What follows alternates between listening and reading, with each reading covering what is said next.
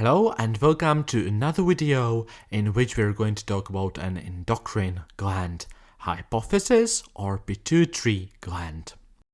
The first thing that we need to consider is that hypophysis embryologically developed from two different structures. One part formed from the developing brain and one part formed from the developing oral cavity.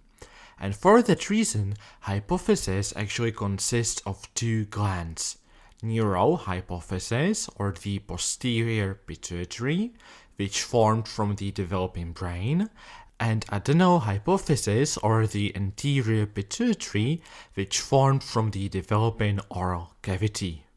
When we look at its anatomy, you can see that hypophysis is right below hypothalamus.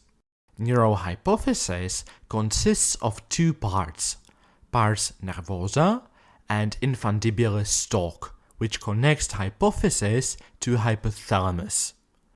Adenohypophysis has three parts, pars distalis, pars intermedia, which is between the pars distalis and pars nervosa, and pars tuberalis, which as you can see is around the infundibulus stalk.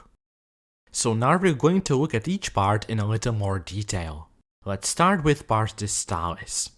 Pars distalis is the biggest part of adenohypophysis, and we can find two main types of cells there, chromophils and chromophobes. While chromophils are cells that produce and secrete hormones, chromophils probably don't produce any, so they are not that important for us. Chromophils are further divided into acidophils and basophils, and each group is then further divided. I know it's a lot of dividing, but stuck with me for a second, it's going to get more interesting. So there are two types of acidophils. The first type are somatotrophs. Somatotrophs are cells that secrete the growth hormone, which is also known as somatotropin. Somatotropin is responsible for increasing the overall cellular metabolism. In this video, I'm just going to tell you in one sentence what the hormone does, but if you need more information or you're simply interested, check out our video on endocrine physiology where we go over the hormones in more detail. Okay, so other acidophil cells are lactotrophs that secrete prolactin, a hormone that stimulates the development of mammary glands during pregnancy and milk production after childbirth. Good.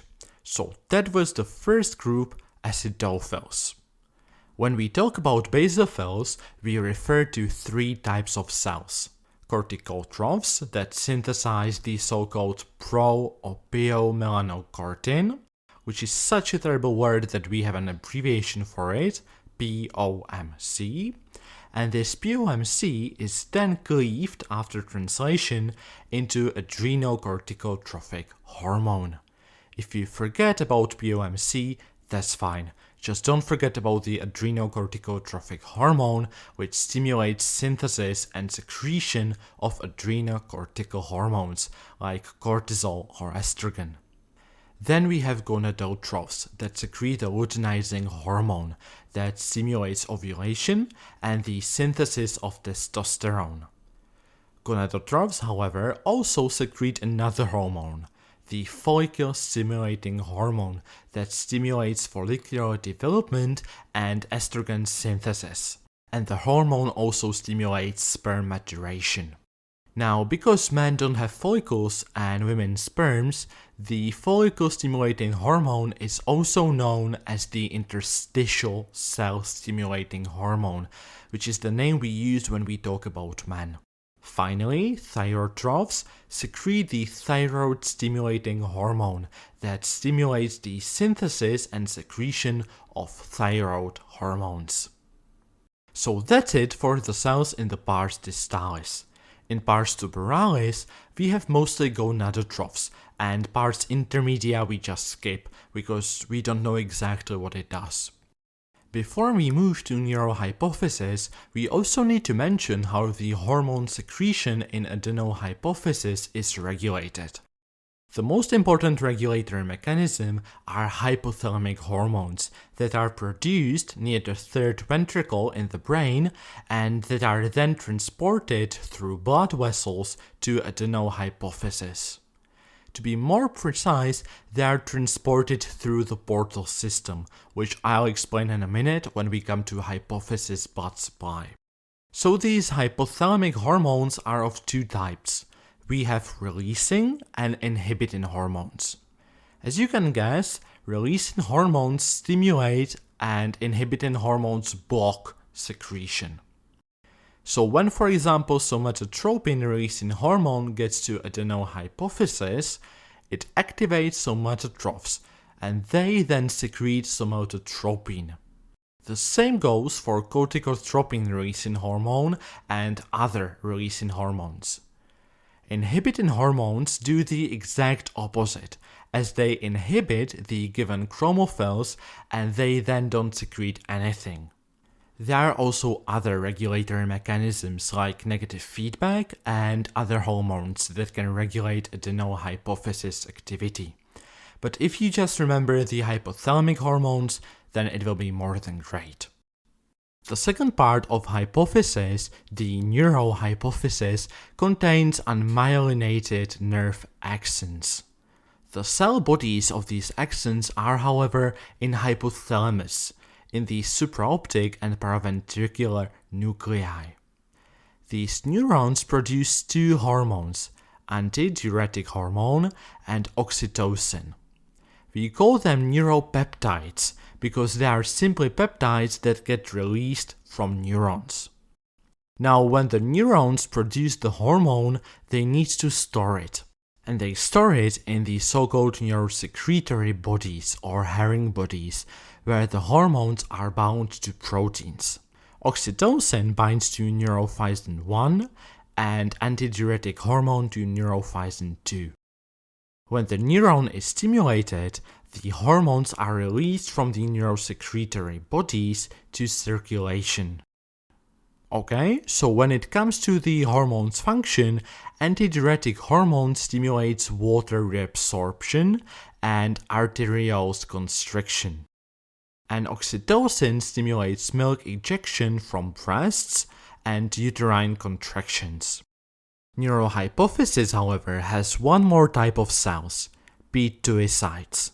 Pituitarians are glial cells that support all the axons that we have here. So the last part we'll cover is the blood supply.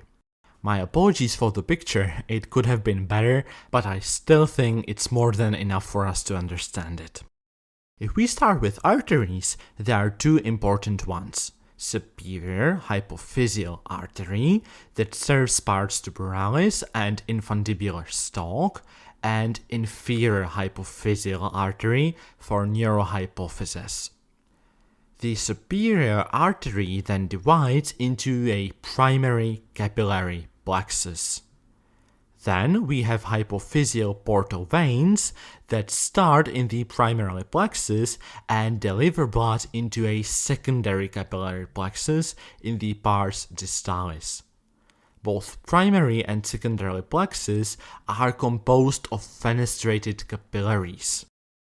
Fenestrated capillaries are capillaries that have perforations in them. Fenestra means window, and these perforations, these windows, allow faster exchange of substances across the endothelium. You can usually find them in organs where substances quickly move from the tissue to the blood, so in endocrine glands of course, but also for example in kidneys. So these vessels, which we've just talked about, form the so-called hypothalamic hypophyseal portal system, which is important for the transport of hypothalamic releasing or inhibiting hormones that regulate adenohypophysis, which we talked about in the beginning. This system allows the hormones to be transported in high concentrations and, what's more important, directly, which makes the regulatory system very effective. So don't just think about it as something you have to memorize for anatomy because the teacher just wants you to. Medicine should make sense, and when you understand how our bodies work, It makes the whole thing just so much easier. Okay, so this is it for hypophysis. Thank you for watching. I hope you found this video helpful. If you did, please consider subscribing. Thank you again, and until next time, don't forget that medicine can be easy.